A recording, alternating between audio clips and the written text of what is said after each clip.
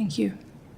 Gentleman yields back. Representative Perry is recognized. Thank you, Mr. Chairman. Secretary Hooker, over here. Sorry about that. The State Department's 75,000 employees, including 13,000 Foreign Service officers and 11,000 civil service staff, cost taxpayers over $16 billion annually in salaries and benefits. Yet evidence suggests that many of the employees advocate socialist or communist ideologies that clash with American values, or certainly any oath that any of the employees might take. A 2024 whistleblower report from the Bureau of European and Eurasian Affairs revealed diplomats praising collectivist policies in meeting with EU counterparts, undermining our free market stance. Are we going to continue funding a diplomatic corps that seems more aligned with Marx than Madison? And I'm serious about that. Like, what is the plan here? Does the department even recognize this as an issue? This massive financial investment by the American people is expected to ensure that the department's workforce remains loyal to the nation's core values, the Constitution, and its long-term interests abroad.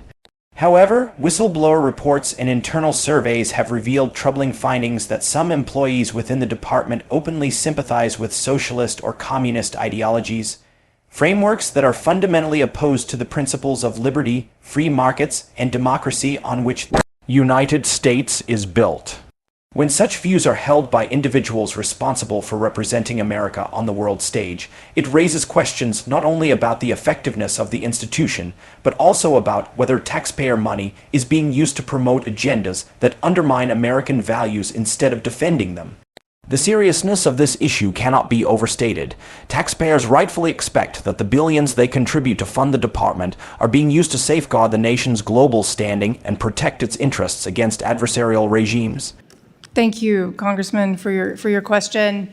I'm just going to refer to the reorg for a moment, but Okay. it's in line with answering your question, and that is, as I've said, the reorganization is meant to bring the power over foreign policy back into the bureaus, but underneath senior bureau leadership that is aligned with this administration. And so under the leadership of not just myself, but the heads of those bureaus, and of course, Secretary Rubio, I'm confident that we'll be able to operate as a democracy and operate on these foreign policy objectives that the president has laid out. And I appreciate that. And again, we're not asking for fealty to an individual, but I think many of us are frustrated over time with the State Department that seems to be antithetical to the values of the country and the citizens it supports.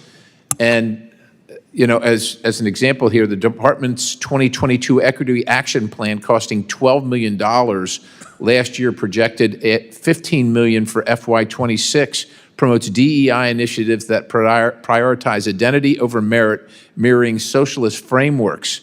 A 2023 internal survey showed 62% of foreign service officers supported policies like wealth taxes or nationalized industries. Those ideas are just rejected by Americans. And furthermore, let's see here. Here's a true story. In 2024, a whistleblower in the Bureau of Democracy, Human Rights, and Labor revealed a clique of employees circulating a petition to soften sanctions on Cuba, citing humanitarian concerns while ignoring Havana's repression. The petition, signed by 22 staff members, was exposed by a Freedom of Information Act request.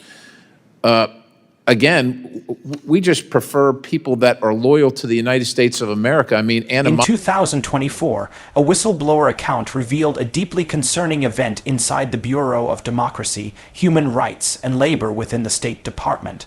A group of employees circulated a petition that called for softening sanctions on Cuba, claiming the move was necessary on humanitarian grounds. At first glance, this reasoning might sound compassionate, as it framed the issue around helping ordinary citizens who may be struggling under sanctions. However, what was entirely ignored in this petition was the reality of Havana's authoritarian repression and its long history of silencing dissent, limiting freedom, and persecuting those who dare to oppose the regime. The petition, signed by 22 staff members, only came to public attention after it was exposed through a Freedom of Information Act request, the secrecy behind it, and the fact that employees entrusted with safeguarding U.S. foreign policy were advocating measures that would directly benefit an adversarial regime raise profound concerns about where their loyalty truly lies. This revelation points to a larger problem that extends beyond one petition. When individuals within the State Department begin advocating policies that align with hostile governments, it suggests a fracture in the institution's mission. The United States has maintained sanctions on Cuba for decades as a tool to pressure the regime to change its behavior, end its repressive practices, and open space for democracy. While there are always humanitarian arguments surrounding sanctions, the ultimate goal has been to prevent the Cuban government from using its power unchecked. By calling for an easing of those sanctions, employees were not just offering policy suggestions. They were undermining a long-standing bipartisan strategy aimed at curbing the influence of an authoritarian government that consistently acts against U.S. interests for American taxpayers who fund the department with billions annually. This raises the troubling idea that their money may be supporting employees who actively push for policies that weaken America's stance against adversaries. The Cuba petition also highlights the question of accountability inside the department. If 22 employees can sign a document in support of a position that openly contradicts U.S. foreign policy, what mechanisms are in place to address such actions? Do employees face any consequences for aligning themselves with adversarial ideologies? Or is there a culture of tolerance for such dissent within the department? Without accountability, actions like this risk becoming normalized, and once they spread, they can begin influencing larger policy discussions and diplomatic strategies. The concern is not only that adversarial regimes might gain small advantages, but also that the credibility of the United States abroad could be undermined if allies or enemies believe there is disunity within its institutions. Oath. Thank you, Congressman, for that question. I work every day with absolutely fabulous colleagues in the Department of State, Foreign Service, Civil Service, other staff in the department. And I appreciate your concerns, and thank you for highlighting each of those issues. I will work with my colleagues in the Management Bureau to see how we might be able to address this if it arises as a problem going I appreciate forward. your time, and I didn't mean to cut you off, but I just want to close here before the chairman has to cut me off.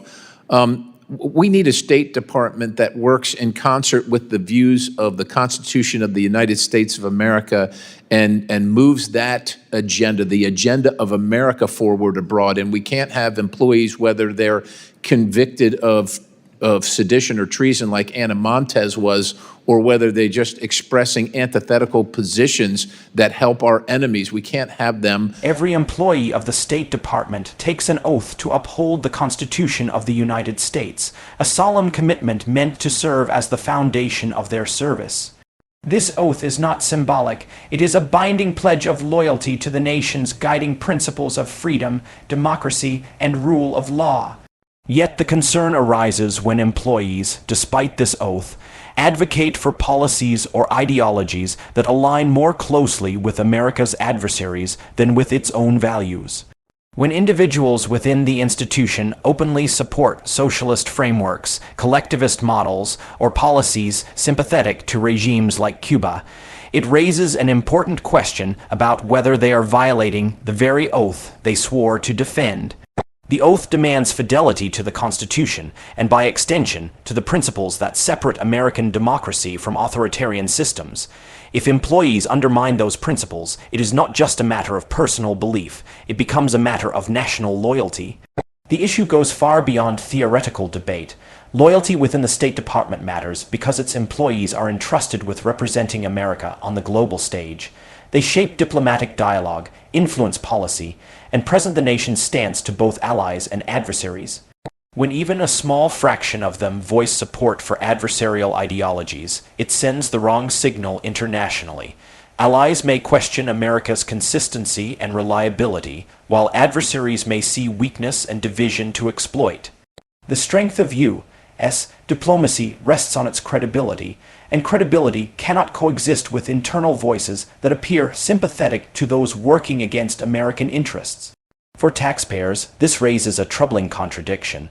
They fund a workforce through billions of dollars annually, expecting unwavering defense of national values, yet they risk supporting individuals who may dilute or compromise those values in practice. The question then becomes what accountability measures exist when employees contradict their oath. While the department emphasizes the reorganization of leadership to align foreign policy under senior officials connected to the administration, critics argue that structural changes are not enough. What is needed is a clear standard that defines the boundaries of loyalty and ensures repercussions when those boundaries are crossed. Advocating for adversarial policies should not be treated as harmless internal dissent, but as a serious breach of trust. Without such clarity, the oath risks becoming an empty formality, recited at the start of service but ignored in practice. The credibility of that oath and the trust it represents depends on enforcement. Otherwise, the department risks cultivating a culture where sympathies with adversaries are tolerated under the guise of free thought, even when those sympathies compromise national interests.